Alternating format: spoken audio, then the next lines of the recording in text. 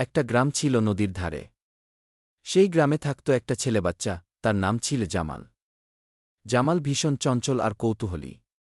School শেষে সে সোজা দৌড়ে যেত নদীর পারে। সেখানে তার ছিল এক গোপন বন্ধু, একটা ছোট কচ্ছপ। কচ্ছপটার নাম জামাল রেখেছিল টুকটুক।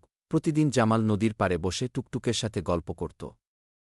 নিজের স্কুলের কথা বলত, স্বপ্নের কথা বলত।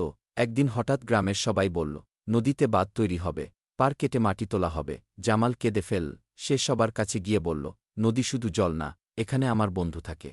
ওরা আমাদের মতোই বাঁচতে চায়। শুনে মাস্টারমশাই বললেন, জামাল ঠিক বলেছে। প্রকৃতিকে বাঁচাতে হলে প্রকৃতির সাথেই বন্ধুত্ব করতে হয়। সবাই মিলে ঠিক করল, নদীর পারে বাঁধ না করে অন্য উপায় খুঁজবে। টুকটুক আবার নদীতে ভেসে উঠল। জামাল বলল, ভয় পাস না বন্ধু, আমি আছি।